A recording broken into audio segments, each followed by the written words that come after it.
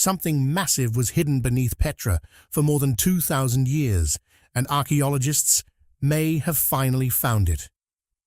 Deep beneath the ancient city, ground-penetrating radar detected a huge structure with unnaturally straight walls and precise angles buried inside the rock. This wasn't a natural formation. It wasn't a small chamber or a forgotten tomb. It was something far larger, and when archaeologists began investigating what was underneath, they discovered evidence suggesting the structure had been deliberately sealed for centuries.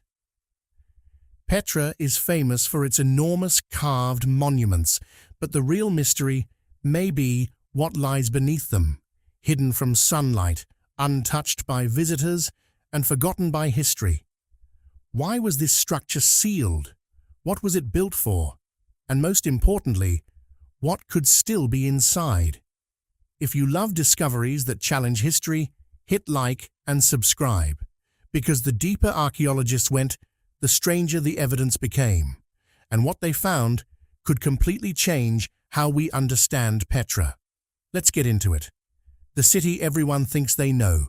Picture Petra, and you picture one thing: a narrow canyon, walls of rock closing in, and then, all at once, a massive facade carved straight into the mountain, glowing red in the sun. That single image made this place one of the new 7 wonders of the world. It's why more than 2 million people fly into a remote corner of southern Jordan every year just to walk that canyon and stand where explorers once stood. Almost none of them know how the outside world found this place again. In 1812, a Swiss traveler named Johann Ludwig Burckhardt walked into this region carrying a disguise that could have gotten him killed.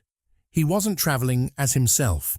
He'd spent years mastering Arabic and Islamic scholarship to build a second identity, a scholar named Sheikh Ibrahim. The site was closed to outsiders. Local tribes guarded the entrance, and foreigners caught hunting for treasure didn't always leave. So when Burckhardt convinced a guide to walk him through the hidden canyon, the rules were simple: no reaction, no curiosity, no mistake. Then the canyon opened. A structure nearly 130 feet tall stood carved directly into solid rock, exactly as it had for 2,000 years.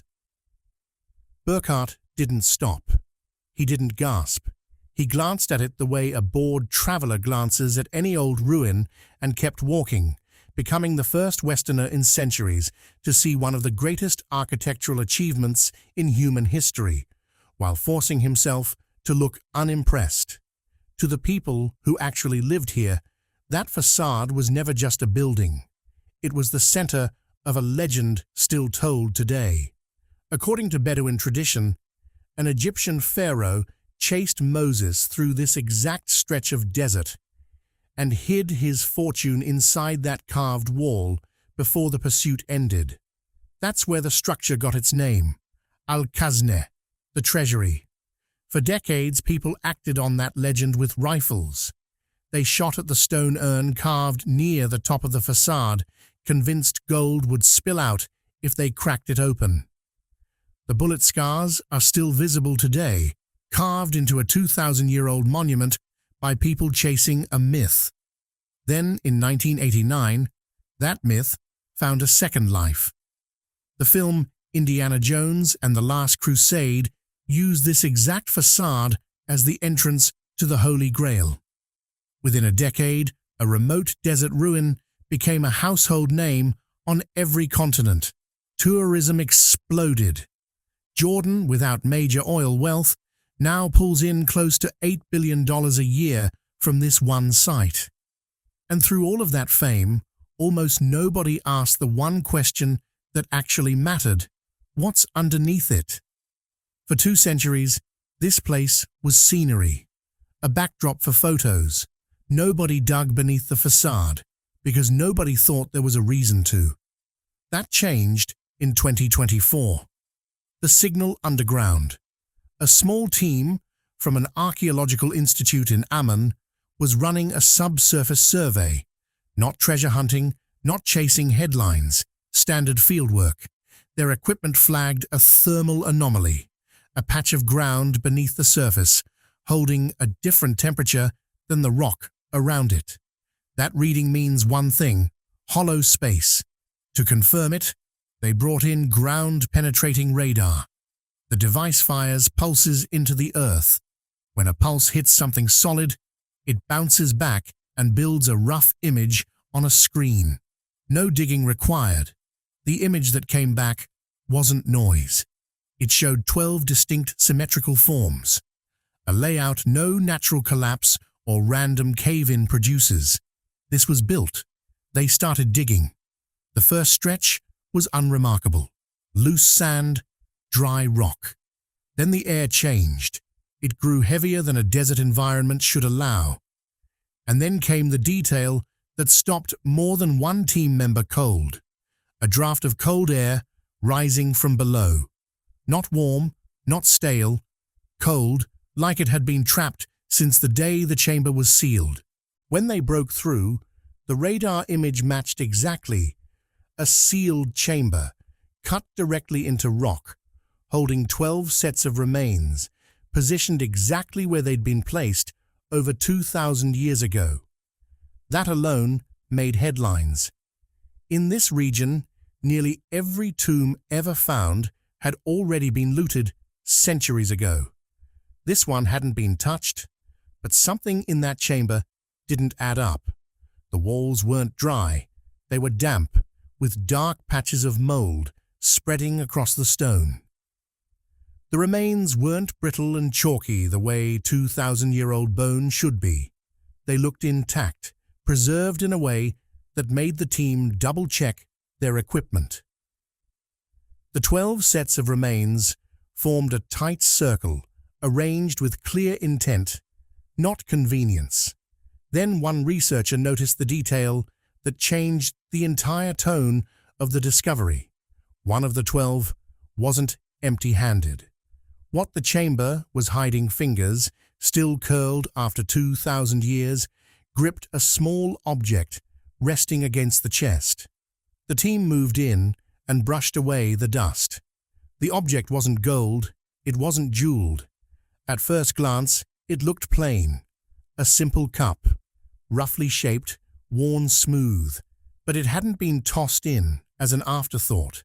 It had been placed deliberately, held in a grip that meant it mattered. In that 1989 film that made this location famous, the object at the center of the story wasn't a jeweled golden cup. It was a plain one, deliberately unremarkable, hidden among flashier decoys, because real value doesn't always look like value. A real skeleton in a real chamber was found, gripping something almost identical. The team felt it. History had accidentally mirrored fiction. The cup wasn't alone. Around the circle of remains, the team uncovered fragments of cloth and other organic material, items that shouldn't survive 2,000 years intact under normal conditions. Either the seal on this chamber created near-perfect preservation, or this burial was handled with a level of care far beyond ordinary. None of it was accidental. Nabataean belief treated death as a continuation, not an ending. The dead were equipped with what they'd need next, as if the afterlife required literal preparation, the same way a long journey does. That reframes who these 12 people were. This wasn't a random burial. People given this level of ceremonial care, sealed with objects meant to serve them permanently, were significant. Priests, officials, figures tied to the city's religious core. Step back and look at the full arrangement, the circle, the deliberate object placement, the location directly beneath the city's most important structure. And this stops looking like a tomb. It looks engineered, which raises the real question. If the builders of this city planned burials with this much precision, what else were they capable of building in a place where staying alive should have been nearly impossible. A landscape built to kill. Today, this place photographs like paradise, warm red stone, glowing at sunset. Strip the beauty away, and it's one of the most hostile environments on the planet. The region gets under 6 inches of rain a year. No rivers, no lakes. Summer temperatures push past 100 degrees Fahrenheit, turning the surrounding rock into an oven. The Greek historian Diodorus Siculus wrote that the people native to this land didn't farm and didn't cultivate orchards. They used the harshness of their own terrain as a defense. Any army that chased them into this desert, he wrote, would die of thirst before catching up. But dryness wasn't the deadliest threat. Sudden, violent water was. The narrow entrance canyon looks calm most of the time. A storm miles away, completely out of sight, can send a flash flood tearing through it in minutes. In April 1963, a group of tourists found that out. The sky above them was clear. A storm dumping rain into distant hills had nowhere for that water to go except straight into the canyon below. Within minutes, a wall of water nearly 30 feet high tore through the passage. 22 people died. Survivors who scrambled to higher ledges said water still reached their knees, even up there. That single event proved what the ancient inhabitants had clearly understood for centuries. This landscape doesn't just lack water, it can kill with it, without a single cloud in sight beforehand. So how did a civilization not just survive here, but support tens of thousands of people, generation after generation, in a place built to kill them? The engineering nobody expected. For the people who settled here, isolation wasn't a weakness, it was the strategy. This location sat exactly where incense trade routes from Arabia crossed roads leading to Egypt and Rome. Whoever controlled this crossing controlled serious wealth. But reaching the city was never simple. From outside, it looked like nothing but solid mountain. No visible gate, no obvious road. The only way in was through that same narrow hidden canyon, understood by locals and nearly invisible to outsiders. Inside that natural fortress, they built something that still puzzles engineers today. In a place with no natural water source, they treated water like currency. Across the cliffs, they carved miles of narrow channels at an exact downward angle, steep enough to keep water moving, flat enough that it wouldn't tear the channels apart. They held that balance across miles of uneven rock, using nothing but hand tools and generations of accumulated knowledge. When flash floods like the one that killed those 22 tourists roared through the canyon, they didn't see disaster, they saw supply.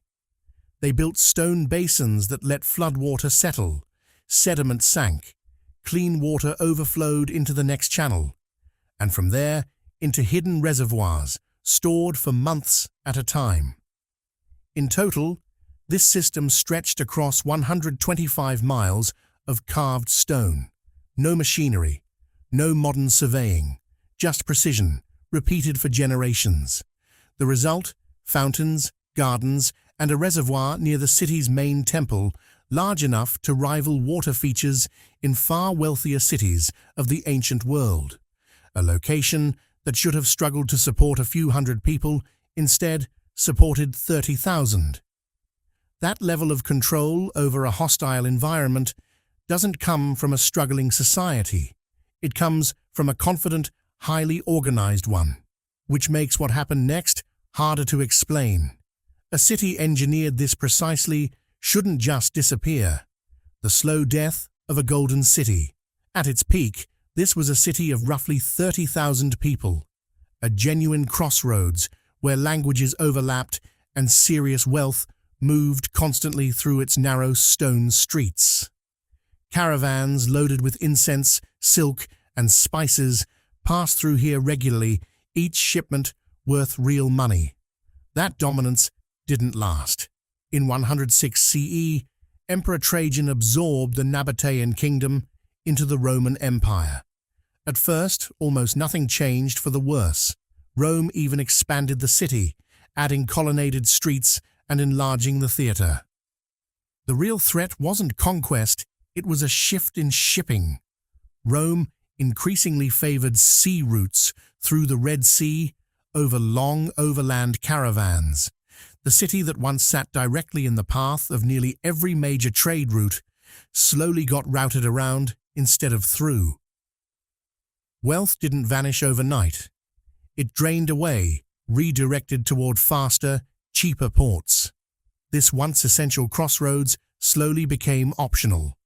Then, in 363 CE, a massive earthquake tore through the city, destroying sections of that meticulously engineered water system. For a desert city built entirely around controlling water, that wasn't a setback, it was a direct hit on its ability to function. Another major earthquake struck in 551 CE, compounding the damage.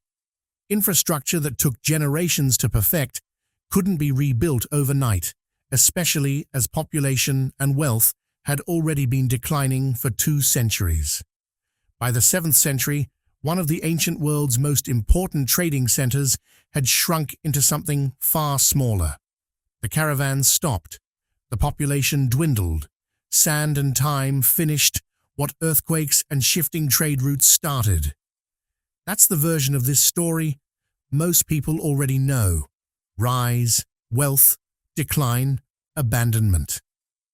But there's a layer to this place that has nothing to do with trade routes or earthquakes, and everything to do with how these people treated death itself. A city where the living and the dead never truly separated. There's something about the way this civilization treated death that most visitors never think about, mostly because nobody points it out during a typical visit. In most ancient cultures, there's a clear boundary between where the living reside and where the dead are laid to rest. Here, that boundary barely existed at all. This wasn't simply a city with tombs positioned somewhere on its outskirts. Life and death occupied the same physical space, layered directly on top of each other. Inside many of the carved tomb structures scattered throughout the city, archaeologists have found something unexpected: stone benches built deliberately into the architecture, not for decoration and not by accident. These spaces were designed for families to sit inside the tombs of their ancestors and share meals together, treating the presence of the dead as an ongoing part of daily life rather than something to be avoided or feared. And then there's the arrangement of the remains discovered in that sealed chamber beneath the city's most famous structure. Those 12 individuals weren't simply placed in the ground and forgotten. They were positioned with obvious intention, preserved in a way that feels less like a burial and more like a deliberate act of protection, designed to hold something or someone exactly in place for as long as possible. Even before you reach the chamber or the famous facade above it, there are other structures throughout the site that hint at this same relationship with the unseen. Locals refer to a specific set of massive freestanding stone monuments as the Jinn blocks. According to long-standing local tradition, these weren't simple grave markers or monuments. They were considered dwelling places for spirits, entities believed to watch over the area and to follow anyone who showed disrespect toward the space. Archaeologists generally interpret these blocks as religious or funerary symbols tied to specific belief systems, but the persistence of that folklore across generations says something on its own about how seriously this place has always been treated as more than just architecture. High above the main city, carved into elevated platforms along the surrounding cliffs, some researchers believe certain funerary practices involved a process known as excarnation.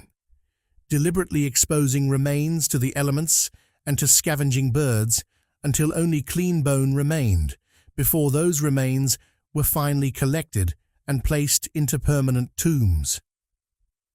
It's a detail that reframes how you look at the entire landscape, turning even the empty, weathered cliff faces into something far more significant than scenery.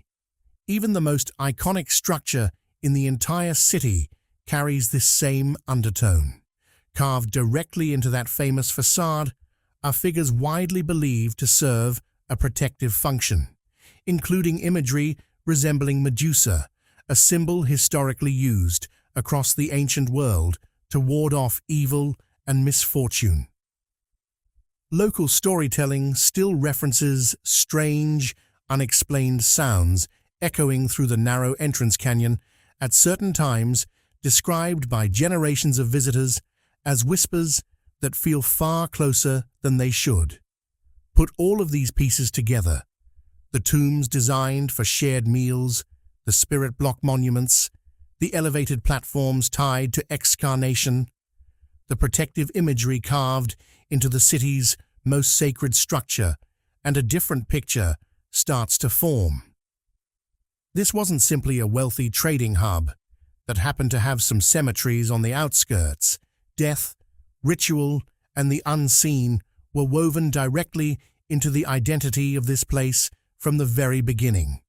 And if all of that already feels like more than you expected walking into this video, there's one more piece of this story that puts everything else into perspective.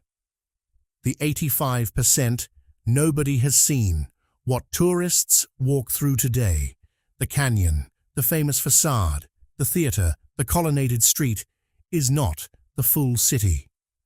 Archaeologists estimate that somewhere around 85% of this entire site remains buried underground, still unexcavated.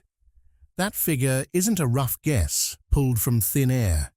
It comes from Dr. Zaidoun al-Muhaisin, a Jordanian archaeologist affiliated with Yarmouk University, who has spent decades conducting fieldwork across the site.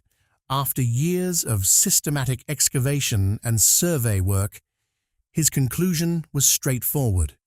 What visitors see today represents only a small fraction of what actually exists beneath their feet. In a very literal sense, the 2 million people who visit this site every year aren't just visiting an ancient city, they're standing on top of one. In 2016, that reality became impossible to ignore. Researchers using satellite imaging technology identified a massive, previously unknown structure sitting just outside the boundaries of the main tourist area. A platform large enough to rival some of the site's most significant monuments. It had been sitting there, completely unnoticed, for roughly 2,000 years, until the right technology finally caught what centuries of human eyes had missed.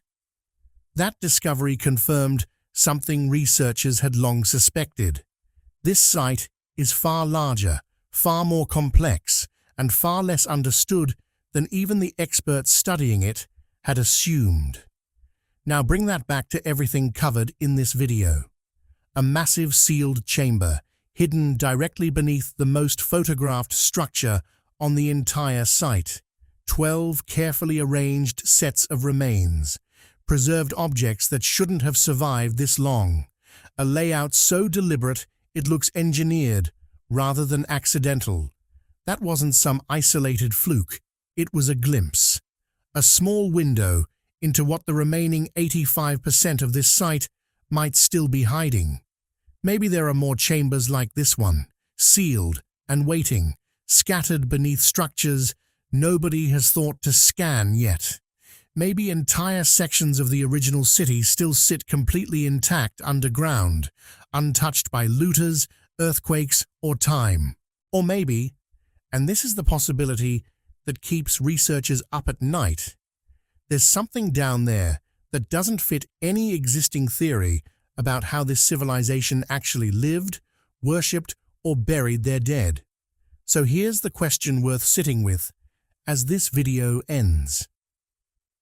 If a discovery this significant sat completely hidden for 2,000 years, directly beneath one of the most visited and most photographed locations on the planet, what does that tell you about everything still sitting in the dark underneath the other 85% nobody has reached yet? What do you think is still buried down there? Drop your theory in the comments. I genuinely want to know what you'd guess is hiding beneath the rest of this city. If this kept you hooked from start to finish, do me a favor and hit that like button and subscribe if you haven't already, because there's a lot more where this came from. Next time, we're heading inside a set of tombs that no camera has ever been allowed to film. Until then, thanks for watching.